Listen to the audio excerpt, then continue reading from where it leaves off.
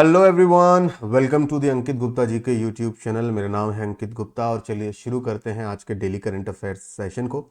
और आज के सेशन की शुरुआत सबसे पहले motivational quote of the day के साथ। तो आज का मोटिवेशन कोट आप सभी के सामने ये रहा। लिखा हुआ है कि success isn't always about greatness, यानी कि जो सफलता होती है वो हमेशा महानता या हमेशा महानता के बारे में नहीं होती, ग्रेटनेस के बारे में नहीं होती। ये होती है इट ऑलवेज अबाउट कंसिस्टेंसी, कि आप कितने निरंतर हैं। ठीक है, आप कितने कंसिस्टेंट हैं।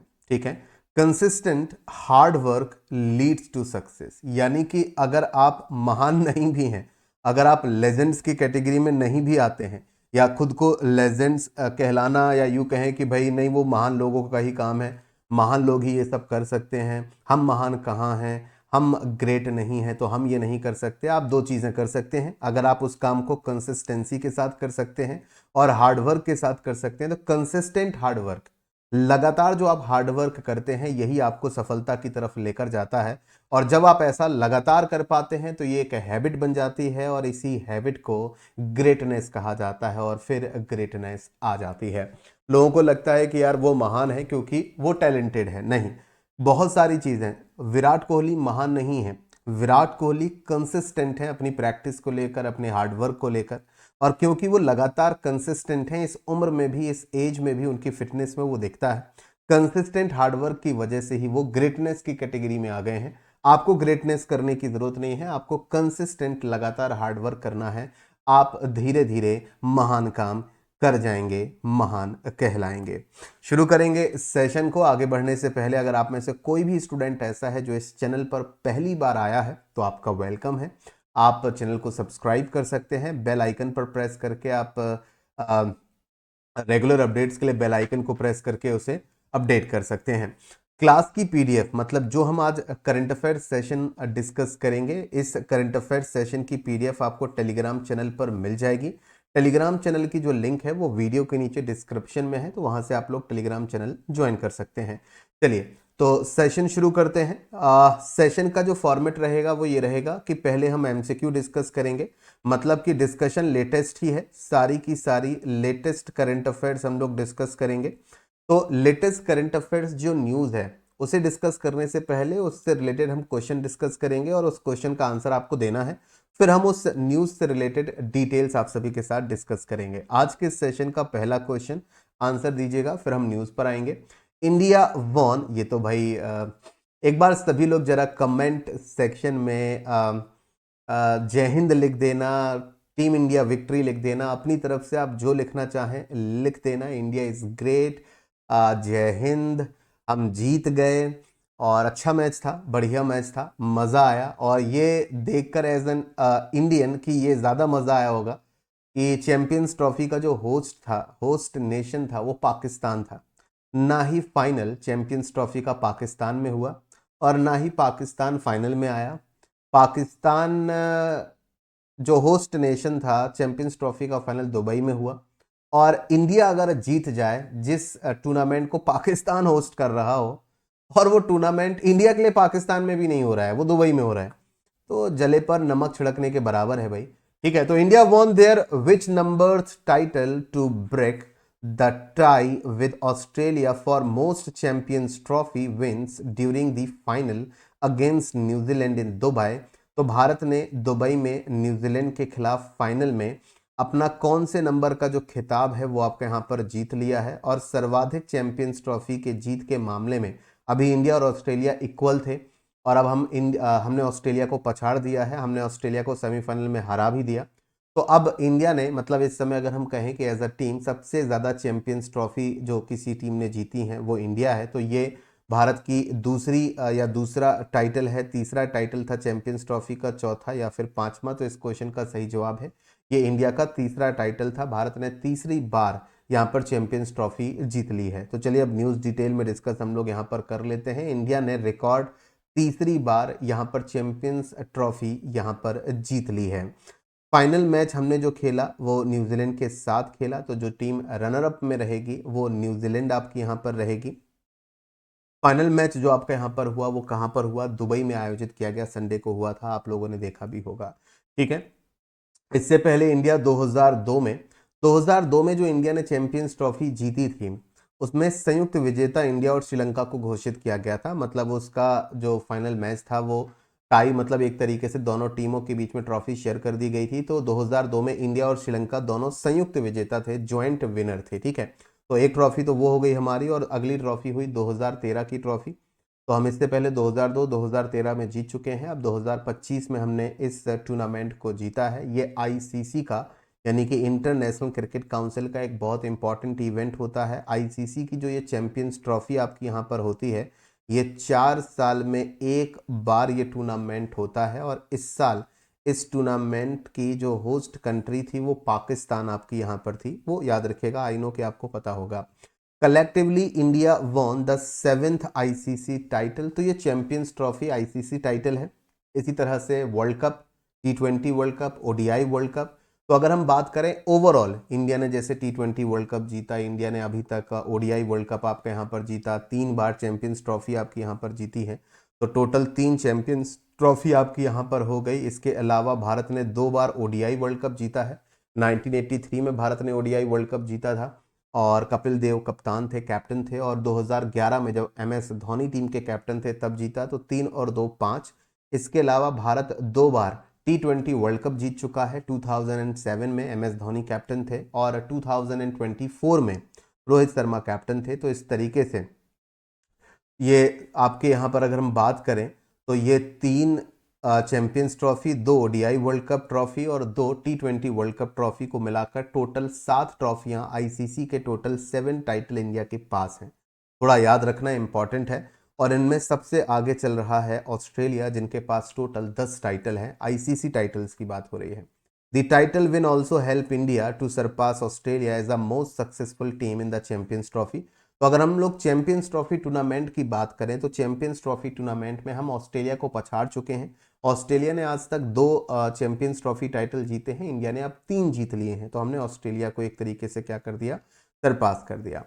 चैंपियंस ट्रॉफी की शुरुआत कब हुई? तो अगर हम बात करें, सबसे पहली बार चैंपियंस ट्रॉफी आयोजित की गई थी फर्स्ट टाइम 1998 में।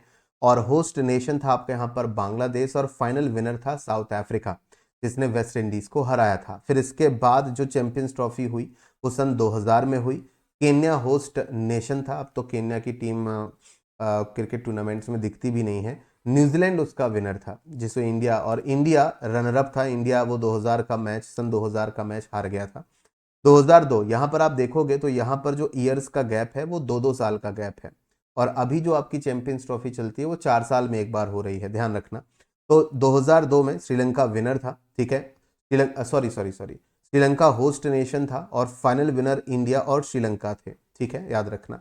2004 इंग्लैंड होस्ट नेशन था, विजेता वेस्ट इंडीज थी। 2006 इंडिया होस्ट कर रहा था, लेकिन जो चैंपियंस ट्रॉफी जीती थी वो ऑस्ट्रेलिया ने जीती थी। ठीक है, 2009 से आप यहाँ पर देखोगे 2013, 2017, 2025। तो यहाँ पर जो आप यहाँ पर कोविड-19 पैंडेमिक में आई थिंक शायद ये ट्रॉफी नहीं हुई है, तो यहाँ पर 4-4 साल का गैप आपका यहाँ पर बनेगा। तो 2009 की बात करें तो साउथ अफ्रीका होस्ट कंट्री रहेगी और विनर रहेगी ऑस्ट्रेलिया। 2013 होस्ट नेशन इंग्लैंड था, विनर इंडिया थी। ठीक है, और 2017 इंग्लैंड होस्ट नेशन था, विनर पाकिस्तान थी। और 2025 होस्ट नेशन पाकिस्तान था बट विनर इंडिया थी। ठीक है, तो थोड़ा सा ये मैंने आपको थोड़ा सा हिस्टोरिक फैक्ट्स आपको यहाँ पर बता दिए चैंपियंस ट्रॉफी से related. Next question, question number 2 answer दीजिएगा। Where was the 25th international film Indian film festival award ceremony held on 8th to 9th of March 2025?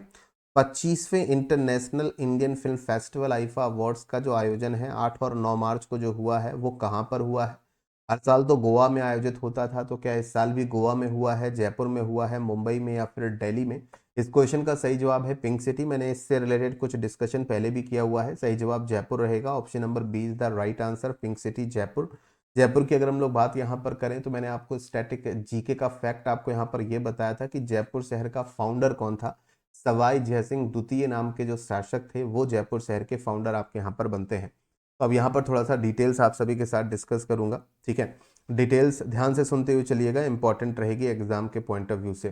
25th international. पहले नंबर पर तो आपको ये याद रखना है, एग्जाम के पॉइंट ऑफ व्यू से ये इंपॉर्टेंट है कि इस साल आईफा अवार्ड्स का ये कौन से नंबर का एडिशन है। देखो बैंकिंग एग्जाम्स में, एसएससी एग्जाम्स में, कॉम्पिटिटिव एग्जाम्स में आईफा अवार्ड से क्वेश्चंस बहुत कम आते हैं, मे बी आए भी ना, लेकिन फिर भी हम डिस्कस कर रहे हैं। कुछ पॉइंट यहाँ पर अच्छे से देख लो। लेकिन एग्जाम में आईफा अवार्ड्स कम आते हैं। सबसे ज्यादा जो क्वेश्चन अवार्ड्स में, मतलब सिनेमा से रिलेटेड, फिल्मों से रिलेटेड जो क्वेश्चंस बनते हैं वो नेशनल अवार्ड से आपके यहाँ पर बनते हैं कि नेशनल अवार्ड्स किसे मिले, वो ज़्यादा इंपॉर्टेंट होता है। National award, Oscar awards, golden globe awards, ये ज़्यादा इंपॉर्टेंट होते हैं, ये लेस इंपॉर्टेंट हैं। जब भी फिल्मों से रिलेटेड, बॉलीवुड से रिलेटेड, सिनेमा से रिलेटेड अवार्ड्स की बात करें तो आईफा अवार्ड सबसे नीचे ही आएंगे। लेकिन अभी हुए हैं तो करंट अफेयर्स में है तो थोड़ा सा देख लेते हैं। ऐसा नहीं है कि नहीं आते, बट कम आते हैं क्वेश्चंस, ये बात ध्यान रखना। आईफा अवार्ड्स जो इस साल आयोजित हो रहे हैं, इनको होस्ट कौन कर रहा है? तो इनको होस्ट करेंगे बॉलीवुड एक्टर कार्तिक आर्यन और करण जौहर, ये इनको होस्ट करेंगे। मतलब इस साल के आईफा अवार्ड्स को किसने होस्ट किया तो पूछा जा सकता है, ठीक है। The event will also feature A special celebration. जो हमारी, मतलब आप लोगों ने फिल्म तो देखी होगी, फिल्म शोले, आइकॉनिक फिल्म है शोले। तो शोले फिल्म की अगर हम बात करें तो इसके 50 साल पूरे हो रहे हैं। शोले फिल्म के 50 साल पूरे हो रहे हैं, तो इसके सेलिब्रेशन में एक स्पेशल सेलिब्रेशन भी है और विद एन एक्सक्लूसिव स्क्रीनिंग। तो शोले फिल्म की एक्सक्लूसिव स्क्रीनिंग भी होगी। फेमस जो राज मंदिर सिनेमा है, राज मंदिर सिनेमा ये आपका जयपुर में ही मौजूद है। राज मंदिर सिनेमा कहाँ है? जयपुर में मौजूद है। 19 के दशक में ये बना था। ये आप यहाँ पर तस्वीरों में देख सकते हैं, राज मंदिर सिनेमा ऊपर की तरफ। तो यहाँ पर शोले फिल्म की स्क्रीनिंग भी होगी। जाना हो अगर किसी को तो जाकर देख भी सकता है। लेजेंडरी एमएमए फाइटर जो आपके यहाँ पर बनते हैं और जिनका नाम है एंथनी पेटिस, इनकी स्पेशल अपीयरेंस रहेगी, ठीक है। तो ये वहाँ पर नजर आएंगे, स्पेशल अपीयरेंस रहेगी एंथनी पेटिस की, जो कि एमएमए फाइटर आपके यहाँ पर बनते हैं, लेजेंडरी हैं, जाने माने हैं, फेमस हैं। तो याद रखना इनका नाम कि भाई कौन वहाँ पर स्पेशल अपीयरेंस वहाँ पर किस लेजेंडरी फाइटर की है, एमएमए फाइटर की है, तो वो याद रखिएगा, ठीक है।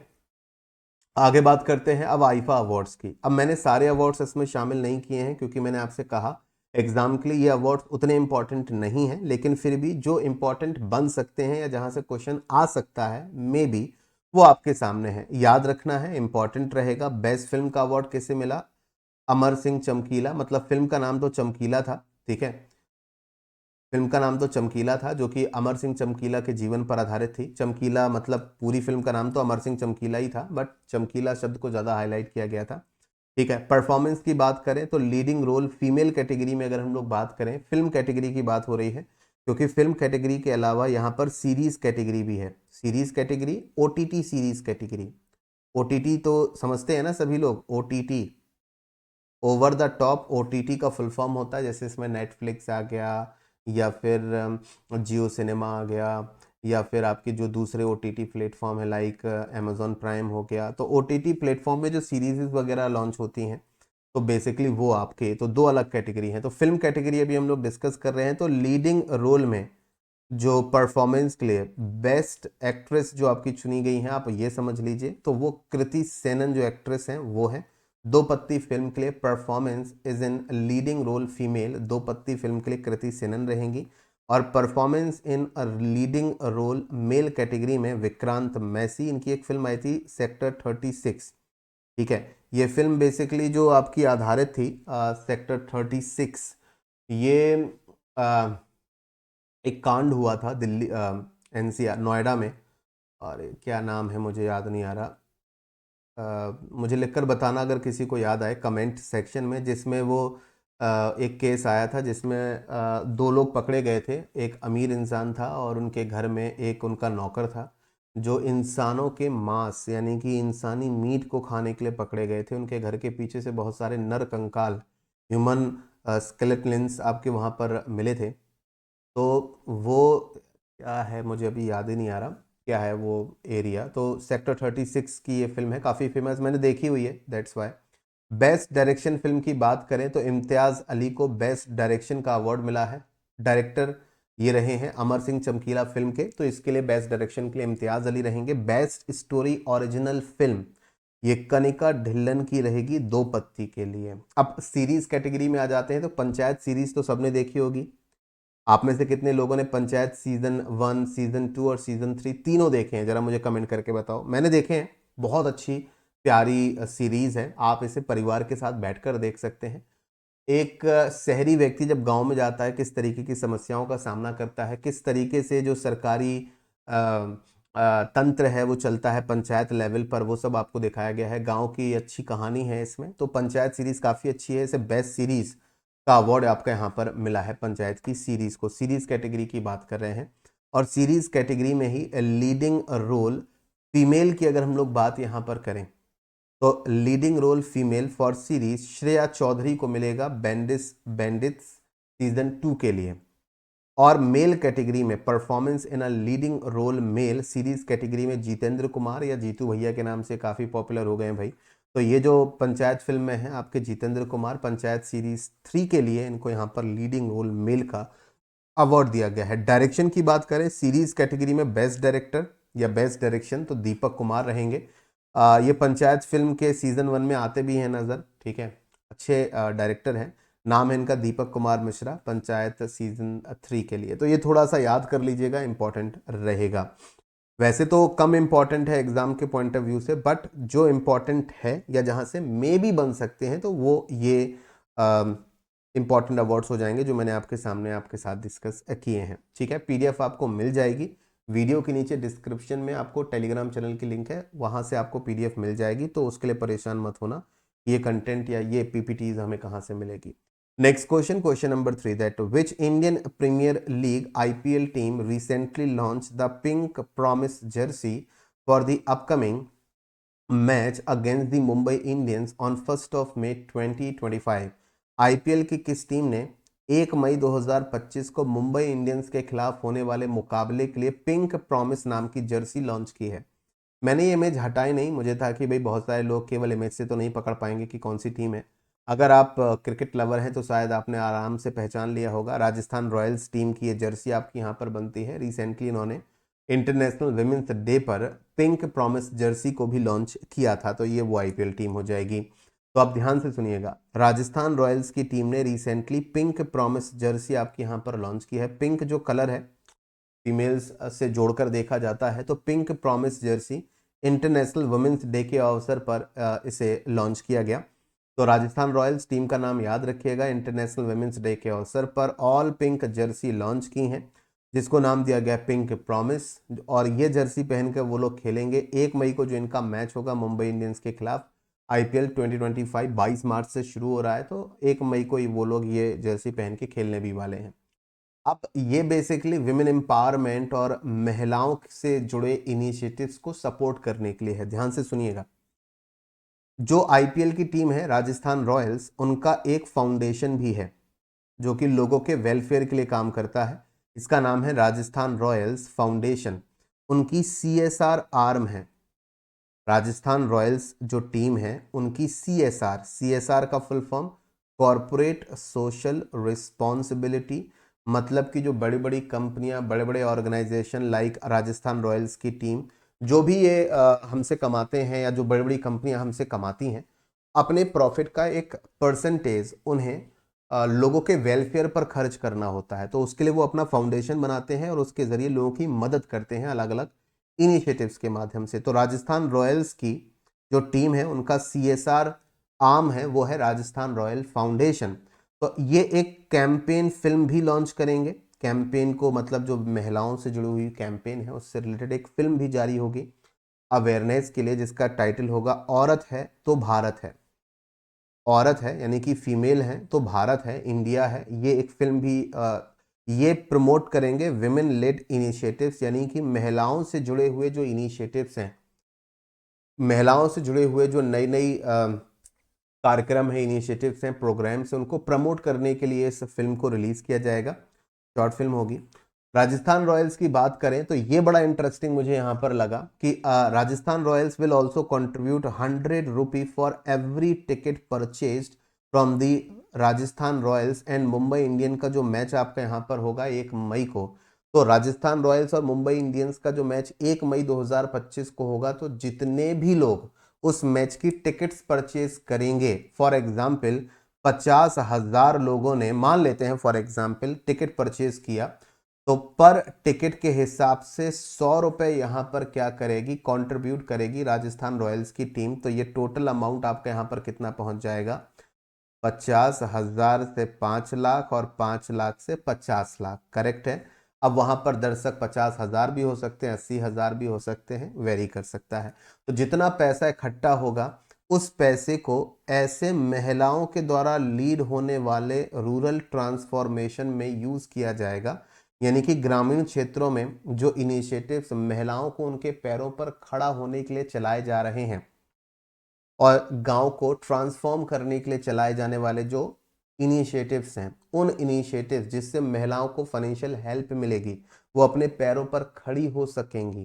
तो ये जितना भी पैसा कलेक्ट होगा इस तरीके से पर टिकट 100 रुपी, वो women lead rural transformation Rajasthan के अंदर, ध्यान देना पूरे इंडिया के अंदर नहीं, राजस्थान रॉयल्स की टीम है तो महिलाओं से जुड़े हुए जो ये इनिशिएटिव होंगे, तो राजस्थान के गांव में इस इनिशिएटिव से महिलाओं को हेल्प मिलेगी। यहां पर आप देख सकते हैं कि एक फीमेल को भी यहां पर दिखाया गया है इस जर्सी लॉन्च में, तो उनका जो पहनावा है वो राजस्थानी परिधान आपने यहां पर देखा भी होगा। तो इससे राजस्थान की महिलाओं को काफी हेल्प मिलेगी। एंड इतना ही नहीं, from the sale of the special all pink Royals jersey, आपने देखा होगा जब क्रिकेट मैच होते हैं तो लोग जर्सी भी खरीदते हैं, जैसे आईपीएल की अलग अलग टीमें हैं तो उनकी अलग अलग लोग जर्सी पहन के जाते हैं, चेन्नई सुपर किंग्स की जाते हैं। तो अगर कोई भी यहां पर ये स्पेशल ऑल पिंक जर्सी खरीदता है, ये पिंक प्रॉमिस वाली, तो जो भी पैसा आएगा इस जर्सी को बेचने पर वो पैसा आरआरएफ को जाएगा। आरआरएफ यानी कि राजस्थान रॉयल्स फाउंडेशन को ये पैसा जाएगा और इस पैसे से राजस्थान रॉयल्स फाउंडेशन को हेल्प मिलेगी, फाइनेंशियल पैसा आएगा to support its social impact initiatives. तो इससे वो जो भी समाज की भलाई के लिए वो जो इनिशिएटिव्स चलाते हैं उसके लिए उनको फंडिंग मिल जाएगी, ठीक है।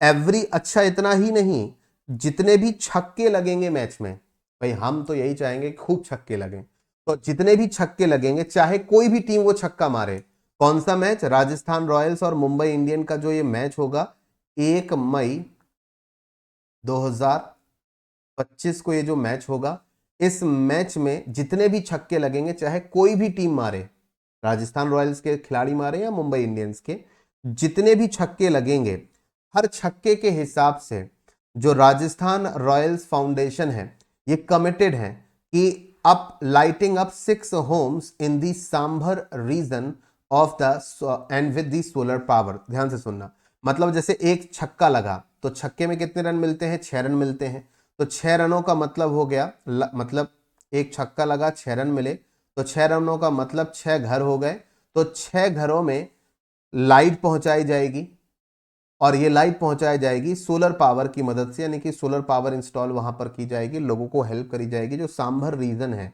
राजस्थान में, आपको याद होगा पता होगा कि सांभर लेक है, सांभर झील, जो कि भारत की सबसे बड़ी इनलैंड वाटर लेक है, मतलब चारों तरफ से जमीन से घिरी हुई जो लेक होती है, झील होती है, उसे कहते हैं अंतर्देशीय झील, हिंदी में, इंग्लिश में कहेंगे इनलैंड लेक। ऐसी झील जो चारों तरफ से जमीन से घिरी होती है वो है आपकी इनलैंड लेक। तो भारत की सबसे बड़ी सलाइन यानी कि नमकीन पानी वाली, खारा पानी नमकीन पानी वाली भारत की सबसे बड़ी इनलैंड जो लेक है वो सांभर लेक है। यहाँ पर नमक भी बनता है उस पानी से। तो वहां के मतलब जैसे मान के चलो कि अगर 10 छक्के लगे पूरे मैच में फॉर एग्जाम्पल, तो 10 छक्के का मतलब हो गया कि टोटल 60 घरों को वहां पर सोलर पावर से बिजली पहुंचाएंगे। तो इससे यानी कि कुल मिलाकर यह है कि क्रिकेट को इंटरेस्ट बनाने के साथ साथ उससे लोगों की मदद भी की जाएगी, अगर मैं यहां पर इन सारी चीजों की बात करूं। ठीक है, क्लियर है पॉइंट। अगला question, question number 4, on the occasion of the international women's day, अभी 8 मार्च 2025 को इंटरनेशनल विमेंस डे मनाया गया। So which of the following metro stations in Mumbai was operated by only women staff. तो जो 4 ऑप्शन आपके सामने दिए गए हैं, इन 4 ऑप्शंस में से किस मेट्रो स्टेशन ने केवल महिलाओं के स्टाफ से ऑपरेट किया, यानी कि A to Z सारा काम उस मेट्रो स्टेशन को ऑपरेट करने का, चलाने का वो महिलाएं कर रही थी। यह है आपका CST मेट्रो स्टेशन, या फिर Akurli metro station, Bandra metro station, या फिर इनमें से कोई नहीं। इस क्वेश्चन का सही जवाब है option number B, Akurli metro station. तो जो आपका अकुरली मेट्रो स्टेशन आपका बनता है, ये उन स्टेशनों में से एक था, मुंबई मेट्रो के ये उन स्टेशनों में से एक था जहां पर पूरे स्टेशन को, मेट्रो स्टेशन को महिलाएं संचालित कर रही थी इंटरनेशनल विमेंस डे के अवसर पर। तो ये महिलाओं के सशक्तिकरण का एक अच्छा खासा यूनिक एग्जाम्पल है। International women's day, Akurli metro station has become one of the Mumbai metros all women stations. ठीक है, और ये इनिशिएटिव जो लिया गया वो प्रधानमंत्री नरेंद्र मोदी जी ने शनिवार को, सैटरडे को जो ट्रिब्यूट दिया नारी शक्ति को, बेसिकली उससे रिलेटेड था, recognising the strength and contribution of women on the occasion of the. ठीक है, तो बस इस रेलवे स्टेशन का नाम याद रखिएगा एग्जाम के पॉइंट ऑफ व्यू से। अब बात यहां पर आ गई है, सॉरी रेलवे स्टेशन नहीं, metro station, sorry metro station का नाम याद रखें। अब बात यहां पर मेट्रो की आ गई है, तो भारत की सबसे पहली मेट्रो किस शहर में चलाई गई थी? तो आंसर रहेगा कोलकाता शहर में भारत की सबसे पहली मेट्रो चलाई गई थी। कब चलाई गई थी? 1984 में आपकी यहां पर चलाई गई थी। भारत की सबसे पहली अंडर वाटर मेट्रो कहां पर चलाई जाएगी? ट्रायल हो चुका है under water metro. Under water metro का मतलब ये हो जाएगा कि पानी के नीचे टनल बनाकर ये मेट्रो रन की जाएगी, और ये टनल बनाई जाएगी हुगली, ये टनल बन चुकी है हुगली नदी के नीचे, ये भी कोलकाता रहेगी। भारत की दूसरी अंडर वाटर मेट्रो कहाँ पर शुरू होगी? जब होगी तो मुंबई में शुरू होगी। तो मुंबई में एक नदी है जिसका नाम है मीठी रिवर, यानी कि मीठी नदी, तो वहां पर भारत की दूसरी अंडर वाटर मेट्रो आपके यहाँ पर शुरू होगी। साथ ही साथ याद रखिएगा दुनिया में किलोमीटर के अकॉर्डिंग दुनिया की सबसे लंबी जो मेट्रो लाइन है वो चाइना के शंघाई शहर में है, ये भी याद रखिएगा। ठीक है, एक क्वेश्चन है जिसका आंसर आपको वीडियो के नीचे कमेंट सेक्शन में देना है वीडियो कंप्लीट होने के बाद। क्वेश्चन ये है कि भारत की सबसे पहली ड्राइवरलेस मेट्रो, भारत की सबसे पहली ड्राइवरलेस मेट्रो वो कौन सी मेट्रो है, या उस मेट्रो की कौन सी लाइन है? Red line, blue line, yellow line, इस तरीके से। तो इसका आंसर मुझे देखते हैं कितने लोग वीडियो के नीचे कमेंट सेक्शन में, क्लास कंप्लीट होने के बाद कितने लोग इसका आंसर मुझे देते हैं, मैं देखूंगा कमेंट सेक्शन में। तो आंसर जरूर दीजिएगा अगर आपको आंसर पता है। ठीक है, चलिए आगे बढ़ते हैं अगले क्वेश्चन की तरफ। Question number 5, that where is the country's first photo museum propose to be build? बना नहीं है, प्रपोजल आ चुका है। तो देश का पहला फोटो म्यूजियम जो आपका बनाया जाएगा वो एक स्टूडियो है, ऑलरेडी वर्किंग स्टूडियो है, वहां पर बनाया जाएगा। तो ये जो आपका भारत का पहला फर्स्ट फोटो म्यूजियम प्रपोज्ड है, ये न्यू दिल्ली में प्रपोज्ड है, बनाया जाएगा, मुंबई में बनाया जाएगा, जयपुर में बनाया जाएगा, या फिर श्रीनगर में बनाया जाएगा। बड़ा ही इंटरेस्टिंग क्वेश्चन है और इसकी कहानी भी बड़ी इंटरेस्टिंग है, मैं थोड़ी सी कहानी भी बताऊंगा। श्रीनगर इसका सही जवाब है, श्रीनगर जम्मू एंड कश्मीर। श्रीनगर किस नदी के किनारे मौजूद शहर है? लिखकर बताइएगा। Summer capital of Jammu Kashmir Srinagar किस नदी के किनारे है? कमेंट करके मुझे बताइएगा सभी लोग कमेंट सेक्शन में। श्रीनगर में ही आपको देखने को मिलती है क्या? डल लेक, यानी कि डल झील। ठीक है भाई, तो कमेंट सेक्शन में जरा लिखकर बताना कौन सी नदी के किनारे श्रीनगर मौजूद है। ध्यान से सुनना, पहले एक स्टूडियो है जिसका नाम है महत्ता studio. Mahatta, Mahatta studio 100 years journey to India's first photo museum, ये देश का पहला फोटो म्यूजियम बनेगा। अब इसका जो नाम है महत्ता, ये नाम कैसे पड़ा ये भी बड़ा इंटरेस्टिंग है।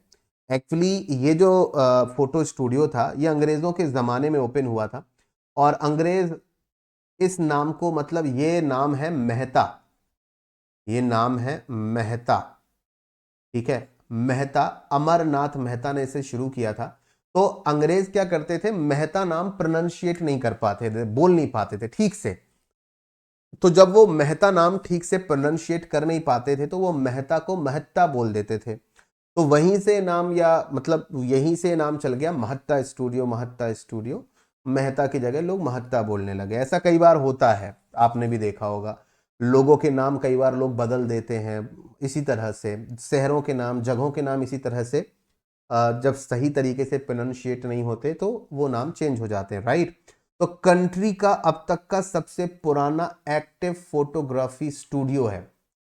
ईयर के अकॉर्डिंग अगर हम लोग यहां पर देखें तो ईयर के अकॉर्डिंग ये भारत का सबसे पुराना, अभी भी चलने वाला ओल्डेस्ट एक्टिव फोटोग्राफी स्टूडियो है, जो कि श्रीनगर में मौजूद है। तो पीछे जो मैंने आपको तस्वीर दिखाई, महत्ता करके आपको दिखा होगा, महत्ता एंड कंपनी, यही है वो स्टूडियो। ठीक है, ये जल्द ही अब फोटो म्यूजियम में कन्वर्ट हो जाएगा and this will be the country's first photo museum. और जब ये बन जाएगा तो ये हमारे देश का सबसे पहला फोटो म्यूजियम आपके यहाँ पर बन जाएगा। दैन दिस फोटो स्टूडियो, ये कहाँ लोकेटेड है? ये श्रीनगर में, जम्मू कश्मीर में लोकेटेड है और ये 110 साल पुराना फोटो स्टूडियो है। 1905 में, कहानी सुनिएगा, बड़ी इंटरेस्टिंग कहानी है, इस इंसान को देखिएगा यहाँ पर ध्यान से। अमरनाथ मेहता है, ये अमरनाथ मेहता है। अमरनाथ मेहता पंजाब से श्रीनगर पहुंचे। आजादी से पहले की बात हो रही है। आजादी से पहले जो पंजाब था वो एक ही था। आजादी के बाद दो पंजाब हो गए, इंडिया वाला पंजाब, पाकिस्तान वाला पंजाब। ठीक है, तो आजादी से पहले पंजाब से एक व्यक्ति हैं अमरनाथ मेहता, ये श्रीनगर पहुंचे। बहुत अच्छी बात है, कैमरा लेके पहुंच गए। To capture the beauty of Shri Kashmir, Kashmir की सुंदरता को कैप्चर करने के लिए, फोटोज वगैरह निकालने के लिए पहुंच गए। He open a small studio in a boat, house boat on the banks of the Jhelum river.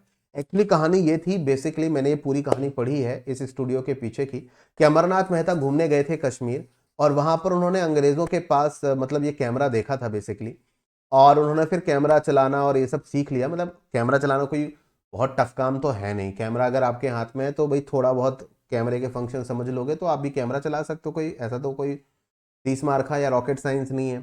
तो उन्होंने, उन्हें ये चीज़, उनको वहाँ के एक ब्रिटिशर अधिकारी जो थे उन्होंने उनसे सीख ली। तो जब उन्होंने वो कैमरा और फोटो वगैरह, तो उन्होंने खूब सारी फोटोज खींची कश्मीर में कैमरे की मदद से, और वहीं पर फिर देखो सेटल भी हो गए। कभी कभी ऐसा होता है आप कहीं घूमने जाओ और वहीं बस जाओ, ऐसा बॉलीवुड की फिल्मों में होता है ना। तो उन्होंने वहां पर एक छोटा सा स्टूडियो भी खोल लिया, और ये स्टूडियो उन्होंने हाउस बोट पर खोल लिया, मतलब एक ऐसी नाव जिस पर आप रह सकते हैं। डल लेक में आप देखो ऐसी बहुत सारी नावें होती हैं जो थोड़ी बड़ी होती हैं, जिसमें अंदर एक कमरा होता है, तो आप उसमें रह सकते हैं। हाउस बोट में ही उन्होंने अपना एक छोटा सा स्टूडियो खोल लिया on the banks of the Jhelum river, क्योंकि जो श्रीनगर है वो झेलम नदी के किनारे है, और झेलम नदी के किनारे उन्होंने हाउस बोट में ही अपना छोटा सा स्टूडियो ओपन कर लिया। तो जो लोग वहां पर घूमने आते थे उनकी फोटो वगैरह निकालना ये सब वो करते रहते होंगे। नाम था मेहता, इस स्टूडियो का नाम मेहता था। और जैसे मैंने आपको बताया कि जो ब्रिटिश टूरिस्ट वहां पर आते थे, घूमने आते थे जो लोग, वो मेहता प्रोनाउंशिएट कर नहीं पाते थे, तो मिस प्रोनाउंस्ड करते थे, गलत तरीके से उसका उच्चारण करते थे, और मेहता से वो हो गए मेहता। तो ये हो गई ये कंपनी मेहता। 1920 की बात करें, इनका जो ऑफिशियल नेम भी उन्होंने इसी नाम से शुरू कर दिया, क्योंकि उस समय सबसे ज्यादा ब्रिटिशर्स ही वहां पर घूमने आते थे, तो कंपनी का नाम उन्होंने रखा महत्ता एंड कंपनी। ये कंपनी बन गई इनकी, बहुत बढ़िया। 1930 आते आते आते मेहता स्टूडियो वाज अपॉइंटेड, और सबसे अच्छी बात इनके साथ ये हुई कि आगे चल के 1930 में जो जम्मू कश्मीर के राजा थे, राजा हरि सिंह, आज़ादी के वक्त भी राजा हरि सिंह ही जम्मू कश्मीर के शासक थे। जम्मू कश्मीर के लास्ट हिंदू जो किंग थे वो राजा हरि सिंह थे। तो ये उनके ऑफिशियल फोटोग्राफर अपॉइंट हो गए, उन्हें नियुक्त कर दिया गया हरि सिंह जी का ऑफिशियल फोटोग्राफर, कि भाई आप हमारी सारी तस्वीरें आप ही खींचेंगे, हम जहाँ जाएंगे आप ही तस्वीरें खींचेंगे। तो बस फिर क्या था भाई, जॉब भी मिल गई, अपना स्टूडियो भी हो गया, आज देखो इतना फेमस भी हो गया, अब ये देश का पहला फोटो म्यूजियम बनने वाला है। तो कहानी कैसी लगी लिखकर जरूर बताना, बड़ी इंटरेस्टिंग कहानी थी इसकी। क्वेश्चन नंबर 6, पढ़ने का मतलब ये थोड़ी ना है कि केवल रटते जाओ, चीज़ों को समझो। अच्छी इंटरेस्टिंग कहानी है तो वो भी देखो कि लाइफ कैसे लोगों की चेंज हो जाती है। आप कहीं घूमने गए, आपने वहाँ पर कुछ अच्छा सीख लिया, कुछ अच्छा जान लिया, पहचान लिया, जहाँ पर उसकी डिमांड है। और उस जमाने में 1905 में कैमरा सबके लिए एक नई चीज़ हुआ करती थी, लेकिन जो व्यक्ति टेक्नोलॉजी को या चेंज को जितना जल्दी एक्सेप्ट कर लेता है, उसे उसका फायदा भी मिलता है। ठीक है, तो ये उसका जीता जागता एग्जाम्पल है। ठीक है, question number 6, recently which two new locations have been selected for the expansion of the cheetah introduction programme after the Kuno national park. हाल ही में कुनु नेशनल पार्क के बाद चीतों को रीइंट्रोड्यूस करने के कार्यक्रम का विस्तार किया गया है और 2 नए स्थानों का चयन किया गया है जहां पर चीतों को इंट्रोड्यूस किया जाएगा। चीता इंट्रोडक्शन प्रोग्राम, क्योंकि इंडिया में एक वक्त अभी ऐसा था चीते थे ही नहीं, 0 चीताज। तो चीतों को इंडिया में वापस से रीइंट्रोड्यूस किया गया है। नामीबिया, साउथ अफ्रीका से चीते इंडिया लाए गए हैं, प्रजनन करके उनकी संख्या को बढ़ाया गया है, ठीक है, मध्य प्रदेश के अंदर। तो अब 2 और, तो जो कूनो नेशनल पार्क है वो एमपी में है। तो भारत में सबसे पहली लोकेशन जहां पर चीतों को वापस से इंट्रोड्यूस किया गया। चीते भारत में पूरी तरह से खत्म हो गए थे। हमने नामीबिया और साउथ अफ्रीका से चीते इंडिया मंगाए और वापस से उनका प्रजनन करके उनकी संख्या को बढ़ाने की कोशिश हम कर रहे हैं। कुरू नेशनल पार्क में कुछ चीते हैं और ये सबसे पहला उनका एक तरीके से रिहेबिलिटेशन सेंटर कह लो या इंट्रोडक्शन सेंटर कह लो, जहां पर चीते वापस से रीइंट्रोड्यूस हुए। अब उनकी संख्या को दूसरे नेशनल पार्क्स में या दूसरे इलाकों में भी मूव कर रहे हैं।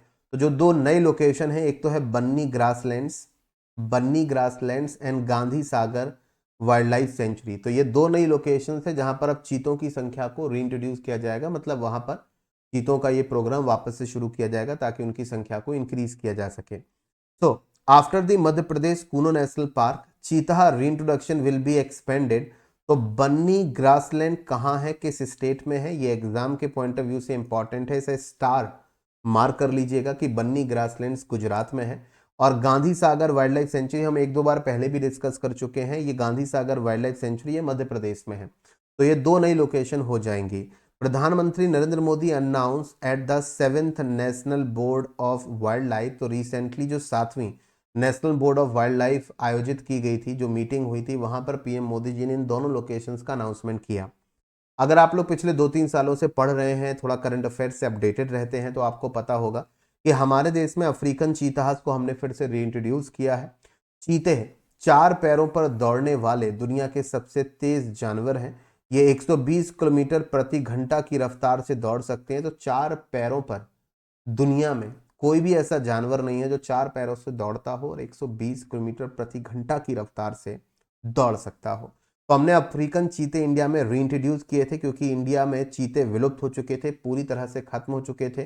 कूनो नेशनल पार्क और 2 बैचेज में सितंबर 2022 और फरवरी 2023 में अलग अलग बैचेस के माध्यम से नामीबिया दुनिया में इस समय सबसे ज्यादा जो चीतों की आबादी है, लार्जेस्ट नंबर ऑफ चीताज, वो नामीबिया में है। साउथ अफ्रीका में भी काफी चीते हैं। तो नामीबिया और साउथ अफ्रीका से चीते इंडिया लाए गए और उनको यहां पर रीइंट्रोड्यूस किया गया। 4 दिसंबर की जो डेट है वो इंटरनेशनल चीताज डे के तौर पर भी मनाई जाती है। तो इंटरनेशनल चीता डे कब मनाया जाता है, ये 4 दिसंबर को मनाया जाता है, ये याद रखिएगा। 4 दिसंबर इंटरनेशनल चीता डे इंपॉर्टेंट रहेगा एग्जाम के पॉइंट ऑफ व्यू से। तो ये 2 नई लोकेशन है जिनको वापस से इंडिया में रीइंट्रोड्यूस किया गया। एक क्वेश्चन जो प्रीवियसली एग्जाम में पूछा गया क्वेश्चन है, बैंकिंग एग्जाम में आया हुआ क्वेश्चन है कि भारत ने जो चीते थे वो पूरी तरह से कब विलुप्त हो गए थे। इंडिया ने भारत से, मतलब इंडिया में जो चीते पूरी तरह से विलुप्त हो गए थे, किस ईयर में इंडिया ने ये घोषणा की थी ऑफिशियली कि भारत में अब एक भी चीता नहीं है, वो ईयर कौन सा था। देखते हैं कितने लोगों को आंसर पता है। Next question, question number 8, where was the inauguration of the new consulate general of India. Bharat के नए महावाणिज्य दूतावास का उद्घाटन जो रिसेंटली किया गया है वो कहां पर हुआ है, बर्मिंघम में, कराची में, बेलफास्ट में या मैनचेस्टर में। Where was the inauguration of new consulate general of India, तो इसका सही जवाब है मैनचेस्टर, यूके में। तो भारत का भी नया, तो जो हमारे एक्सटर्नल अफेयर्स मिनिस्टर हैं, हमारे जो विदेश मंत्री हैं एस जयशंकर जी, तो एस जयशंकर जी ने ही उद्घाटन किया है न्यू इंडियन कॉन्सुलेट, भारत का जो नया दूतावास है मैनचेस्टर यूनाइटेड किंगडम में। तो शनिवार को ही, मतलब कल ही, कल नहीं परसों, शनिवार को उन्होंने नॉर्दर्न इंग्लैंड में मैनचेस्टर जो आपकी लोकेशन है वहां पर भारत के नए कॉन्सुलेट दूतावास या ऑफिस का उद्घाटन किया। And he also attended the reception, वहां पर एक रिसेप्शन भी आयोजित किया गया था at the Lancashire county cricket club. वहां पर एक बहुत ही फेमस ये काउंटी क्रिकेट क्लब है लंकाशायर करके। तो to commemorate the inauguration of the consulate general of India, तो मैनचेस्टर में जो consulate general of India inauguration हुआ है उसकी याद में लंकाशायर काउंटी क्रिकेट क्लब में एक रिसेप्शन भी आयोजित किया गया था, तो उसको भी उन्होंने अटेंड किया। ठीक है, next question number 9, where was the inauguration of the Amrit biodiversity park recently? हाल ही में अमृत जैव विविधता पार्क का उद्घाटन भारत के किस शहर में किया गया है? तस्वीर आपके सामने है। ये अमृत बायोडाइवर्सिटी पार्क दिल्ली में ओपन हुआ है, कोलकाता में ओपन हुआ है, सूरत में या फिर भोपाल में? इस क्वेश्चन का सही जवाब है भारत की राजधानी दिल्ली। चलिए समझ लेते हैं अमृत बायोडाइवर्सिटी पार्क। तो जो दिल्ली के लेफ्टिनेंट गवर्नर हैं, नाम है इनका वीके सक्सेना। अगर आपको याद ना हो कि दिल्ली के एलजी कौन है, लेफ्टिनेंट गवर्नर कौन है, तो दिल्ली के एलजी हैं वीके सक्सेना, याद रखिएगा। उन्होंने ही उद्घाटन किया है अमृत बायोडाइवर्सिटी पार्क। ये Amrit biodiversity park national highway number 24 के पास ही मौजूद है, यमुना नदी के किनारे। जो यमुना नदी के तटीय इलाका है, फ्लड प्लेन है, वहां पर ये पार्क आपका मौजूद है। करीब 90 हेक्टेयर के एरिया में ये पार्क आपका फैला हुआ है on the eastern bank of the Yamuna river. तो यमुना नदी के पूर्वी किनारे पर, ठीक है। The park is the part of the DDA यानी कि दिल्ली डेवलपमेंट अथॉरिटी के जो प्रयास हैं, एफर्ट्स हैं to restore the city's flood plain ecosystem. यानी कि जो दिल्ली शहर यमुना नदी के किनारे मौजूद है और जो यमुना नदी आपकी बह रही है, तो यमुना नदी के किनारे किनारे जो फ्लड प्लेन्स हैं, मतलब वो इलाके जो यमुना नदी के द्वारा लाई गई बाढ़ में जो मिट्टी आती है उसकी वजह से जो मैदान बने हैं, तो इन मैदानों को थोड़ा सा खूबसूरत बनाना है, यहाँ का इकोसिस्टम और डेवलप करना है, ठीक है, इकोलॉजिकल सिस्टम और बेहतर करना है। तो उसी एफर्ट्स के तहत उन्होंने अमृत बायोडाइवर्सिटी पार्क यहाँ पर इनॉग्रेट किया है, ठीक है। Next question number 10, India sign 248 million US dollar deal with which country to upgrade the T72 tank engines? Bharat ने T72 जो आपका टैंक है उसके इंजन को और बेहतर बनाने के लिए किस देश के साथ 248 मिलियन डॉलर के समझौते पर सिग्नेचर किए हैं? India already T72 tanks use करता है, तो इन टैंक्स में जो इंजन्स इस्तेमाल हो रहे हैं, इन इंजन्स को अपग्रेड किया जाएगा। और इन इंजन्स को अपग्रेड करने के लिए 248 मिलियन यूएस डॉलर की ये डील हुई है। ये डील रशिया के साथ हुई है, अमेरिका के साथ हुई है, फ्रांस या फिर जर्मनी? करेक्ट आंसर इस क्वेश्चन का रहेगा ये रशिया के साथ ये डील हुई है। तो चलो डिटेल में डिस्कस कर लेते हैं। तो जो हमारे देश का रक्षा मंत्रालय है, जिसके मिनिस्टर हैं आपके राजनाथ सिंह जी, तो राजनाथ सिंह जी ने फ्राइडे को ये डील आपकी यहाँ पर साइन हुई है। 248 मिलियन का ये कॉन्ट्रैक्ट है और ये कॉन्ट्रैक्ट साइन हुआ है रशियन डिफेंस फर्म, जो रूस की एक रक्षा कंपनी है जिसका नाम है रॉसबॉर्न एक्सपोर्ट आरओई करके इस कंपनी का नाम है।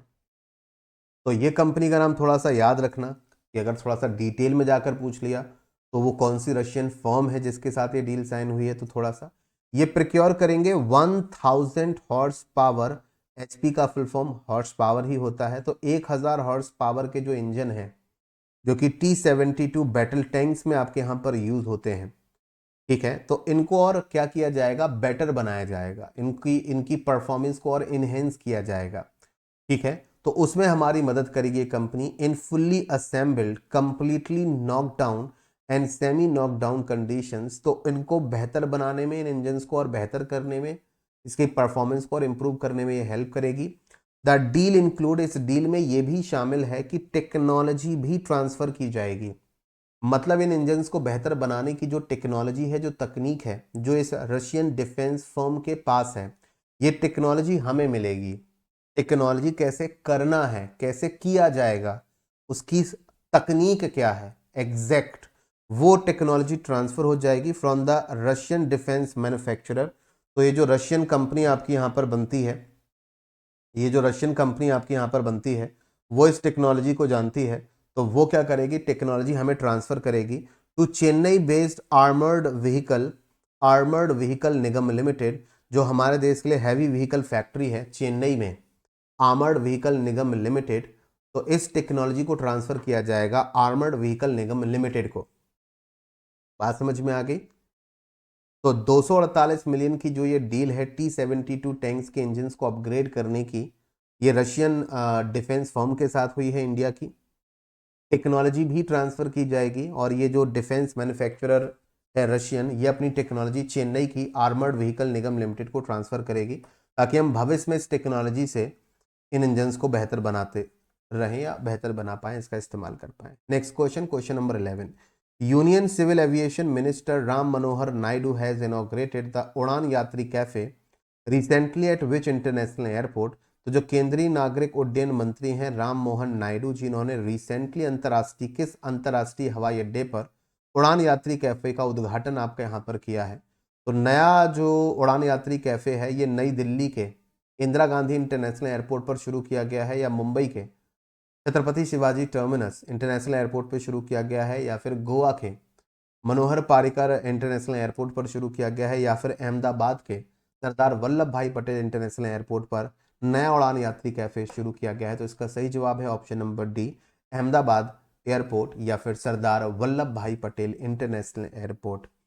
तो जो हमारे सिविल यूनियन मिनिस्टर बनते हैं राम मनोहर नायडू, इन्होंने उड़ान यात्री कैफे इनॉग्रेट किया है सरदार वल्लभ भाई पटेल इंटरनेशनल एयरपोर्ट, जो गुजरात के अहमदाबाद शहर में मौजूद है। अहमदाबाद किसकी कॉन्स्टिट्यूएंसी है? अहमदाबाद बताना जरा मुझे कमेंट, या अहमदाबाद किस रिवर के किनारे मौजूद है, लिखकर मुझे कमेंट सेक्शन में बताइएगा। और यहाँ पर दुनिया का सबसे बड़ा cricket stadium Narendra Modi cricket stadium मौजूद है।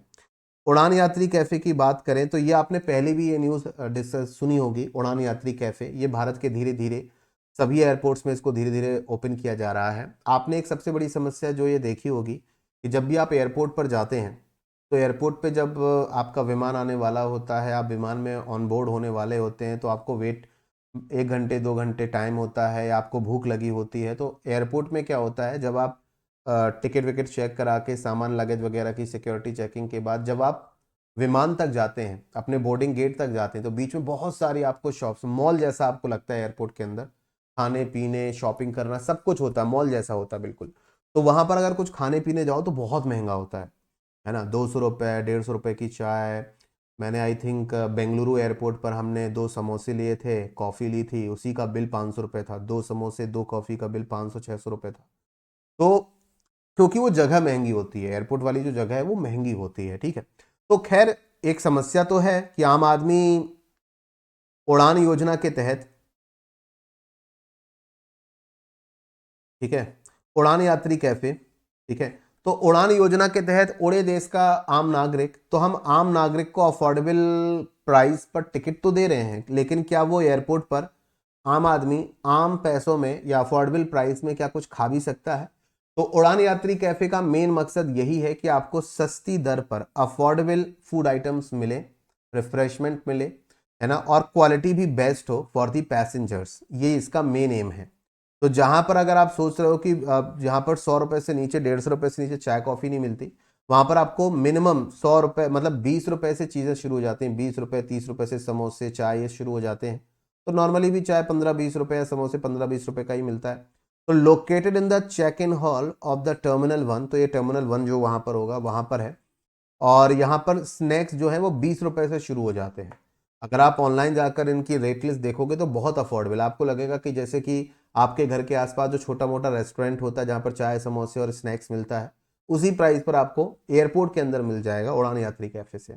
तो अहमदाबाद इंटरनेशनल एयरपोर्ट लिमिटेड ये वो ऑर्गेनाइजेशन है जो मैनेज करता है।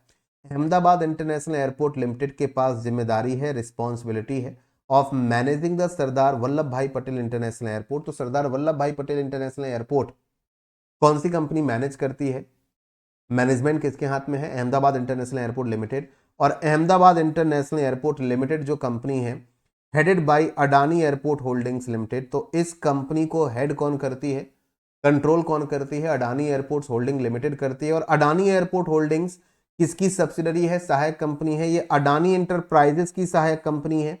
अडानी इंटरप्राइजेस कंपनीज के ग्रुप में से एक कंपनी है, अडानी ग्रुप में से एक कंपनी है। Adani enterprises, Adani ports, Adani Wilmer, बहुत सारी कंपनियां अडानी ग्रुप्स की, तो उसमें से एक company Adani enterprises. Adani enterprises की एक सहायक कंपनी है अडानी एयरपोर्ट होल्डिंग्स लिमिटेड। और Adani airport holdings limited control करती है अहमदाबाद इंटरनेशनल एयरपोर्ट लिमिटेड को, जो मैनेज करती है सरदार वल्लभ भाई पटेल इंटरनेशनल एयरपोर्ट को। क्लियर सभी को?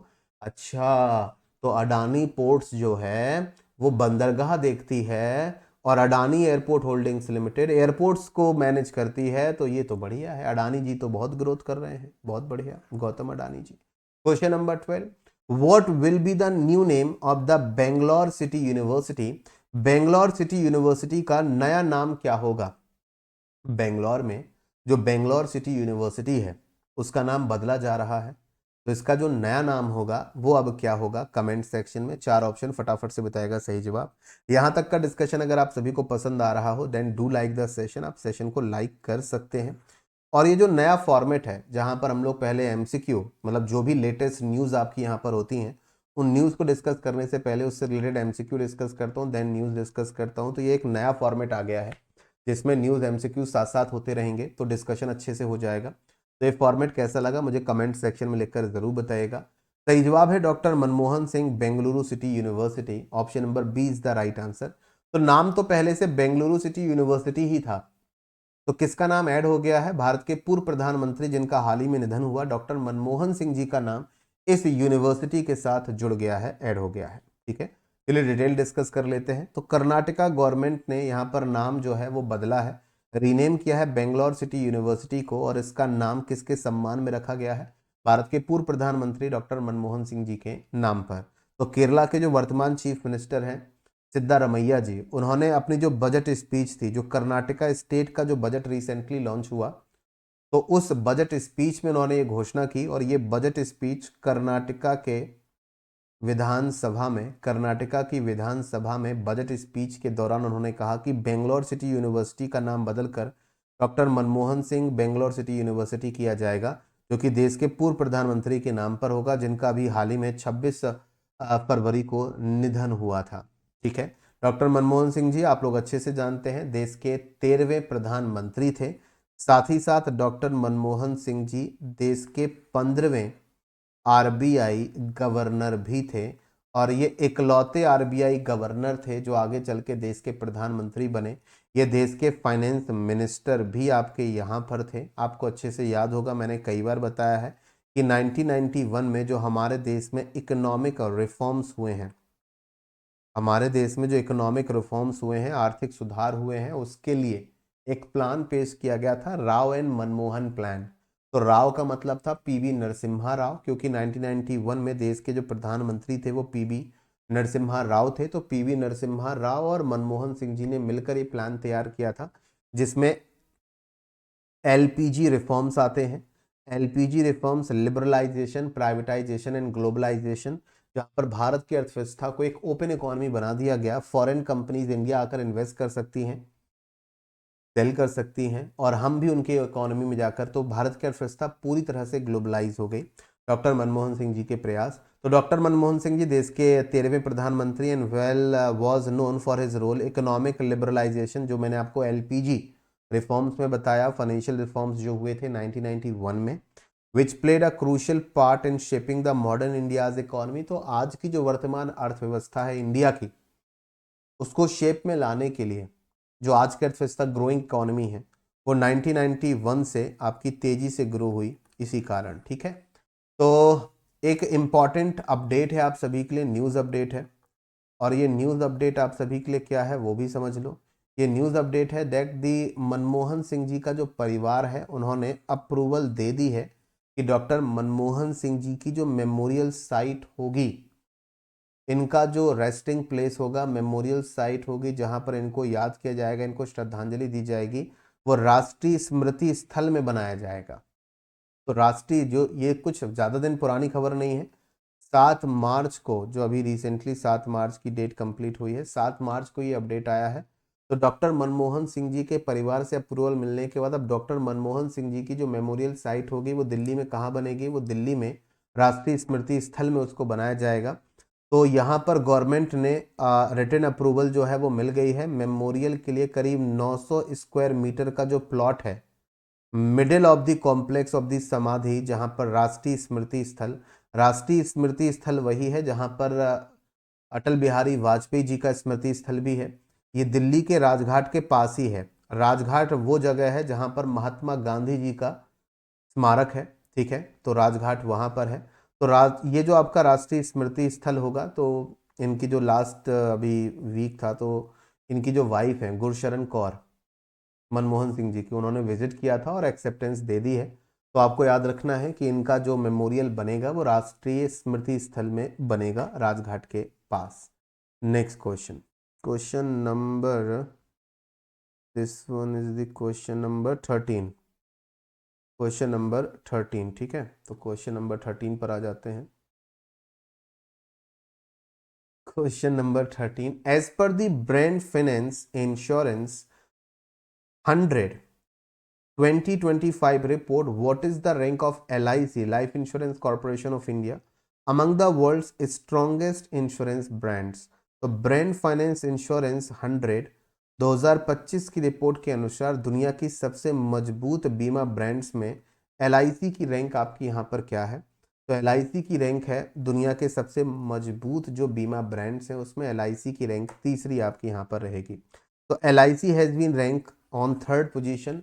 इसी से रिलेटेड एक क्वेश्चन लास्ट ईयर एग्जाम में आया था, क्योंकि उस साल भी ब्रांड इंश्योरेंस की ये जो लिस्ट है वो जारी हुई थी, LIC उस लिस्ट में थी, मुझे अच्छे से याद है, एग्जाम रिव्यू मैंने बैंकिंग एग्जाम्स का लिया था तो उसमें ये क्वेश्चन आया था। यानी कि ये क्वेश्चन, ये न्यूज़ आपके एग्जाम के पॉइंट ऑफ व्यू से मोस्ट इंपॉर्टेंट है, क्योंकि 2 साल पहले ऐसा ही एक क्वेश्चन इसी इंडेक्स से एज इट इज LIC से रिलेटेड क्वेश्चन आया था, उसकी रैंकिंग से रिलेटेड क्वेश्चन आया था। तो आगे के एग्जाम में आ सकता है, क्योंकि LIC भारत की सबसे बड़ी लाइफ इंश्योरेंस कंपनी है, इंपॉर्टेंट है स्पेशली फॉर द बैंकिंग और इंश्योरेंस एग्जामिनेशन, बाकी एग्जाम्स के लिए भी है। LIC की रैंक की बात करें तो LIC तीसरे नंबर पर दुनिया का सबसे स्ट्रांग है, सबसे मजबूत इंश्योरेंस ब्रांड है। Achieving a brand strength index, इसने करीब 100 में से 88 का स्कोर हासिल किया है। इसका जो BSI स्कोर है, ब्रांड स्ट्रेंथ इंडेक्स, वो 100 में से 88 का स्कोर है। ये ब्रांड फाइनेंस ने जो 100 कंपनियों की लिस्ट जारी की है उसमें तीसरे नंबर पर है LIC। तो नंबर 1 पोजीशन पर कौन है? तो टॉप स्पॉट पर जो कंपनी है, पोलैंड की एक कंपनी है PZU। तो ये पोलैंड बेस्ड एक कंपनी है जो नंबर 1 स्पॉट पर है, क्योंकि इसका 100 में से स्कोर 94.4 है। सेकंड पोजीशन पर जो इंश्योरेंस कंपनी है वो चाइनीज इंश्योरेंस कंपनी है जिसका नाम है चाइना लाइफ इंश्योरेंस, जिसका BSI स्कोर 93.5 है। LIC का जो BSI स्कोर है वो 88 है। तो ध्यान रखना, ये top 3 companies, insurance companies brand finance की लिस्ट में इंपॉर्टेंट रहेंगी एग्जाम के पॉइंट ऑफ व्यू से। In terms of the overall brand value, अगर ओवरऑल ब्रांड वैल्यू की बात की जाए तो LIC होल्ड करती है 12वीं पोजीशन, तीसरी सबसे मजबूत इंश्योरेंस ब्रांड है और ओवरऑल ब्रांड वैल्यू के हिसाब से 12वीं पोजीशन पर है LIC। तो ये पोजीशन, ये एक सेकंड सब रैंकिंग आप लोग यहाँ पर समझ लो कि अलग अलग पैरामीटर्स होते हैं, अलग अलग सब रैंकिंग्स होती हैं, तो उसमें ये among the most valuable insurance brands globally, while the SBI life जो भारत की इंश्योरेंस कंपनी है, इसकी ओवरऑल रैंकिंग 76 है। तो टॉप 100 में केवल 2 ही भारतीय इंश्योरेंस कंपनियां हैं टॉप 100 में, LIC 12वें नंबर पर और SBI लाइफ 76वें नंबर पर। याद रखिएगा, इंपॉर्टेंट रहेगा, दोनों की रैंकिंग एग्जाम के पॉइंट ऑफ व्यू से इंपॉर्टेंट है। Question number 14, that which ministry has recently announced the India AI compute portal and data set platform AI कोश?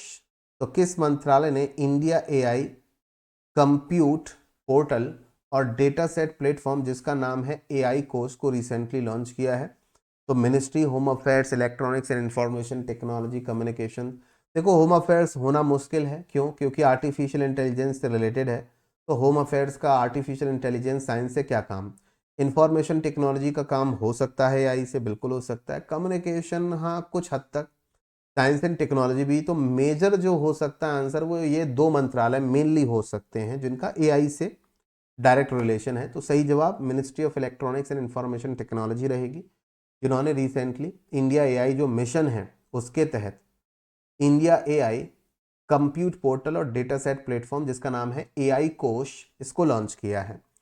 सो कंप्यूट पोर्टल, ये जो कंप्यूट पोर्टल है AI कोश प्लेटफॉर्म, ये ऑफर करता है ओवर 18,000 GPUs, 18,000 GPUs ये ऑफर करता है।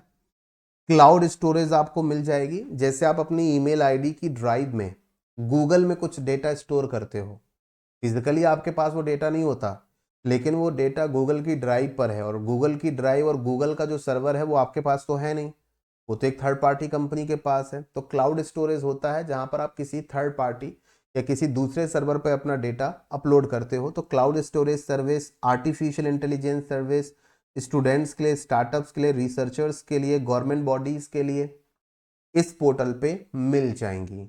अब 18,000 जीपीयूज का मतलब क्या है, तो पहले जीपीयू देख लेते हैं कि what is the meaning of GPU. GPU basically computer या फिर एक टेक्निकल टर्म है। इसका फुल फॉर्म होता है ग्राफिक्स प्रोसेसिंग यूनिट। एग्जाम के पॉइंट ऑफ व्यू से 1 नंबर के लिए इंपॉर्टेंट रहेगा, या हो सकता है कंप्यूटर वाले क्वेश्चंस में कभी पूछ दे what is the full form of GPU, तो graphics processing unit. Sir what is graphics processing unit, क्योंकि इसमें 18,000 जीपीयूज हैं, तो ये एक स्पेशलाइज इलेक्ट्रॉनिक सर्किट होता है जो कि आर्टिफिशियल इंटेलिजेंस या जो भी आप रिसर्च कर रहे हो या जो भी आप कर रहे हो उसमें जो भी मैथमेटिकल कैलकुलेशंस हैं उन्हें हाई स्पीड से करने के लिए कंप्यूटर पर, एआई पर, students, startups, researchers, government bodies जो भी इस पर काम करेंगे उसके लिए जो भी मैथमेटिकल कैलकुलेशंस होंगी प्रोजेक्ट की, उसकी हाई स्पीड जो होती है उसकी सारी प्रोसेस जीपीयू से होती है। जीपीयूज आर यूज कई अलग अलग फील्ड्स में इनको यूज किया जाता है। गेमिंग की फील्ड में इसको यूज किया जाता है, वीडियो एडिटिंग में इसको यूज करते हैं, साइंटिफिक कंप्यूटिंग मतलब साइंस से जुड़ी हुई गणनाएं करने में, कैलकुलेशन करने में इसको यूज किया जाता है। ठीक है, तो कैलकुलेशन से रिलेटेड प्रोजेक्ट्स में जीपीयूज की इंपॉर्टेंस, तो 18,000 जीपीयूज का मतलब है ये काफ़ी फास्ट होगा, काफ़ी बेहतर होगा। ठीक है, तो याद रखना एआई कोर्स प्लेटफॉर्म क्या है, इसलिए है, किसने लॉन्च किया। The platform aims to offer high quality non personal data set to foster AI innovation and help developers create India specific AI models. अब जैसे ओपन एआई कंपनी ने लॉन्च कर दिया चैट जीपीटी, जैसे कि चाइना ने launch कर दिया, चाइना की कंपनी डीप सीक एआई। तो आर्टिफिशियल इंटेलिजेंस की ना दुनिया में इस समय एक तरीके से बाढ़ आई हुई है। हर कोई आर्टिफिशियल इंटेलिजेंस में एक नया चैटबॉट लॉन्च करना चाहता है, कुछ नया करना चाहता है, कुछ इनोवेटिव करना चाहता है। तो अगर आप आर्टिफिशियल इंटेलिजेंस इनोवेशन से रिलेटेड कुछ करना चाहते हैं, डेवलपर्स को हेल्प करना चाहते हैं, या इंडिया का खुद के एआई मॉडल्स बनाना चाहते हैं, तो उसमें ये जो एआई कोर्स प्लेटफॉर्म है वो हेल्प करेगा। Question number 15। Question number 15 is Pashu Aushadhi initiative has been launched under which programme recently. हाल ही में हमारे देश में पशु औषधि इनिशिएटिव किस कार्यक्रम के तहत शुरू की गई है। पशु औषधि इनिशिएटिव रिसेंटली जो लॉन्च किया गया है वो किस कार्यक्रम के तहत, तो इंडिया में livestock health and disease control programme के तहत पशु औषधि इनिशिएटिव लॉन्च किया गया है। अब इसके बारे में थोड़ा सा डिटेल में जान लेते हैं। जैसे कि आसपास आप सभी के शहरों में, आप सभी के एरियाज में आपने जन औषधि केंद्रास देखे होंगे। तो जन औषधि केंद्रास से आप जेनेरिक मेडिसिन बहुत ही अफोर्डेबल प्राइस पे खरीद सकते हैं, करेक्ट है। लेकिन अगर हम जानवरों की बात करें, जानवरों से संबंधित दवाइयों की बात करें, तो हमारे देश में लाइव स्टॉक हेल्थ मतलब हमारे देश में पशुपालन को बेहतर बनाने, जो भी पशुपालन यानी कि डोमेस्टिकेटेड एनिमल्स हैं जिन्हें हम पालतू बना सकते हैं, गाय भैंस बकरी या जो भी है ना, उनकी हेल्थ को बेहतर बनाने के लिए और डिजीज कंट्रोल, कोई महामारी ना फैल जाए, उनकी बीमारियों को कंट्रोल करने के लिए प्रोग्राम सरकार चलाती है। तो गवर्नमेंट विल ओपन, सरकार ओपन करेगी पशु औषधि स्टोर्स। तो जैसे जन औषधि स्टोर्स हैं वैसे ही पशु औषधि स्टोर्स भी खुलेंगे। अगर मैं आपसे कहूं कि फॉर एग्जाम्पल कि हमारे घर में फॉर एग्जाम्पल एक खरगोश है, पालतू खरगोश है, मतलब मैं एक एग्जाम्पल दे रहा हूँ, या गाय भैंस हैं या बकरी है, तो हम कह दें कि उनकी उसको ये बीमारी हो गई है और जानवरों के डॉक्टर ने ये दवाई बताई है। तो आपके शहर में अगर हम बात करें कि जानवरों की दवाई देने वाले स्टोर्स कितने हैं, तो बहुत कम होंगे। हमारी जो इंसानी दवाइयां हैं वो तो ऐसे मेडिकल स्टोर्स न जाने कितने खुले हुए हैं। सबको पता है कि जब इंसान बीमार पड़ता है दवाइयाँ तो इमरजेंसी वाली चीज़ है। कोविड-19 के बाद आपके शहर में, आपके गांव में आपने एक चीज़ ज़रूर नोटिस करी होगी, मैंने भी नोटिस करी है। कोविड-19 पैंडेमिक के बाद जिन लोगों का धंधा नहीं चल रहा था, बिजनेस नहीं चल रहा था, जिन लोगों का थोड़ा बहुत नॉलेज थी मेडिकल फील्ड की या डिग्री थी या जो भी था, अधिकतर लोगों ने मेडिकल स्टोर्स खोल लिए हैं। आपने देखा होगा आपके शहर में अचानक से 2020 के बाद, कोविड पैंडेमिक के बाद अचानक से मेडिकल स्टोर्स बहुत खुल गए हैं।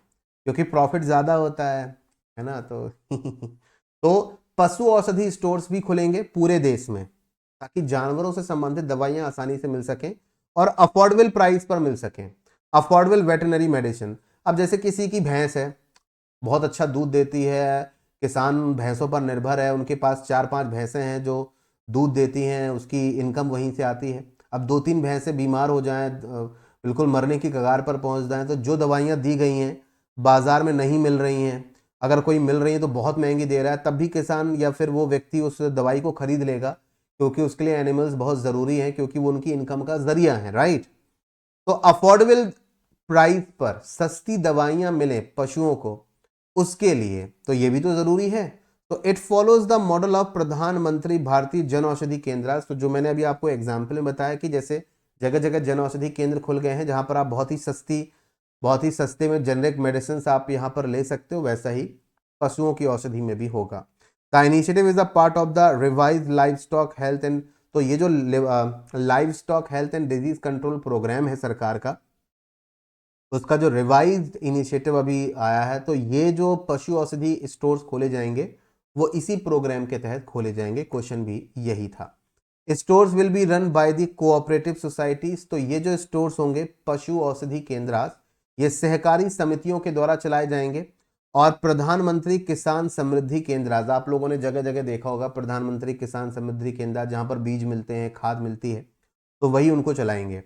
यहां पर आपको एथनो वेटनरी दवाएं भी मिलेंगी। एथनो वेटनरी दवाएं, एथनो वेटनरी मेडिसिन क्या होती हैं समझना। जैसे कि जैसे हम घर में बीमार पड़ जाते हैं, तो पहले घर के उपचार चलते हैं। फॉर एग्जाम्पल बुखार आ गया तो सिर पर पट्टी रखी जाएगी, उन्होंने कहा गर्म दूध पी लो, हल्दी वाला दूध पी लो, चोट ठीक हो जाएगी। या और भी तरह तरह के मतलब घर के देसी इलाज होते हैं, गला खराब हो गया, जुकाम है, तो उन्होंने कहा ऐसा ऐसा काढ़ा बना लो। तो ऐसे ही क्या होता है कि गांव में भी जब पशु बीमार होता है, जब पशु को चोट लग जाती है, तो पहले वो घर का इलाज चलता है, पारंपरिक इलाज, घर का इलाज। ये काम करो, हल्दी लगा दो, अरे ये वाली जड़ी बूटी लगा दो। तो यहां पर इन स्टोर्स में ये जो पारंपरिक दवाइयां हैं ना, जो वो एक तरीके से जो परंपरागत उपचार होता है, जो किसी जड़ी बूटी से हो जाए, किसी हल्दी वल्दी से हो जाए, या इस तरीके की चीज़ों से हो जाए, है ना, कि अगर ये वाली बीमारी हो गई है तो इस तरीके की चीज़ें खिलाओ तो ठीक हो जाएगा। तो ये दवाइयाँ भी मिलेंगी पारंपरिक टाइप की, है ना, जैसे हल्दी से बनी हुई दवाई, मतलब इस तरीके की। ठीक है, तो जो हमारे ट्रेडिशनल नॉलेज है जानवरों के लिए, तो वो भी मतलब उस नॉलेज के, मतलब ऐसा नहीं कि अंग्रेजी दवाइयाँ ही मिलेंगी, ये वाली दवाइयाँ भी मिलेंगी जो आपकी इस तरीके की चीज़ों से रिलेटेड होती हैं। ठीक है, 75 crore has been allocated to ensure the affordable high quality veterinary medicine for the farmers।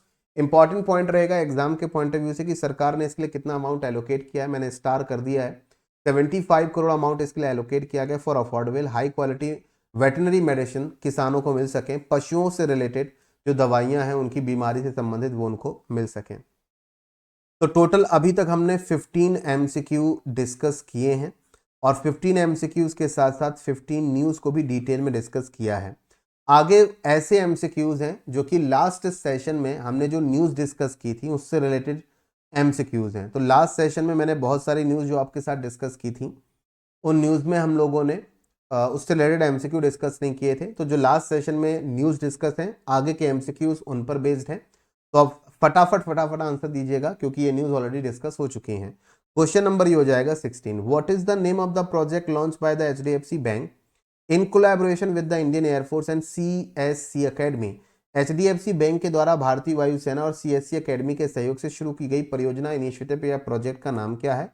इस प्रोजेक्ट का नाम है हाक प्रोजेक्ट, हाक। ठीक है, यहां तक का डिस्कशन क्लियर रहा हो then do like the session को लाइक जरूर कर दीजिएगा सभी लोग, जितने भी लोग यहां पर मौजूद हैं। Question number 17, that what is the name of the project launched by the Punjab government to ensure women safety and dignity। महिलाओं की सुरक्षा और उनके सम्मान को सुनिश्चित करने के लिए पंजाब सरकार के द्वारा शुरू की गई परियोजना का नाम क्या है? हम डिस्कस कर चुके हैं, प्रोजेक्ट हिफाजत। क्वेश्चन नंबर 18, क्विकली आंसर दीजिएगा। That which bank recently appointed Vidya Balan as its first ever brand ambassador. तो किस बैंक ने विद्या बालन को अपना पहला ब्रांड एम्बेसडर अपॉइंट किया है? तो इस क्वेश्चन का सही जवाब है federal bank, option number D. Next question, question number 19, that which country became the second most terrorism affected country in the world according to the global terrorism index 2025। वैश्विक आतंकवाद सूचकांक 2025 के अनुसार कौन सा देश दुनिया में दूसरा सबसे अधिक आतंकवाद प्रभावित देश बन गया है? तो दुनिया में दूसरा सबसे ज्यादा आतंक प्रभावित देश जो है वो पाकिस्तान है।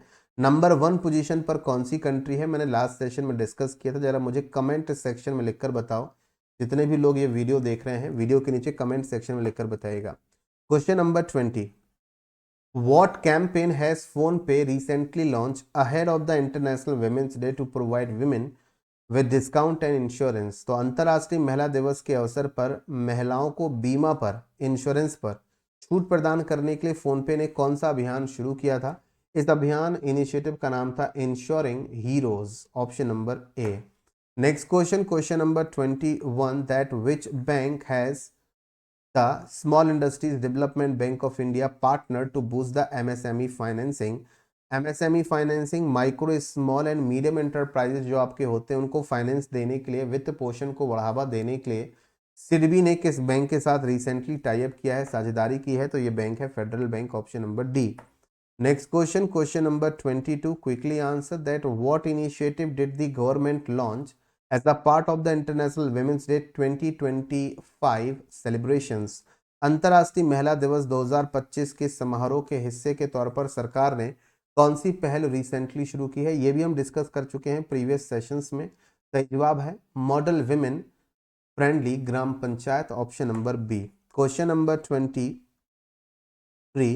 that which institution recently released the global terrorism index? Last session में डिस्कस हुआ था कि किस ऑर्गेनाइजेशन ने वैश्विक आतंकवाद सूचकांक 2025 को जारी किया है? तो ये ऑर्गेनाइजेशन है institute of economics and peace, option number C. Question number 24 आप सभी के लिए है होमवर्क।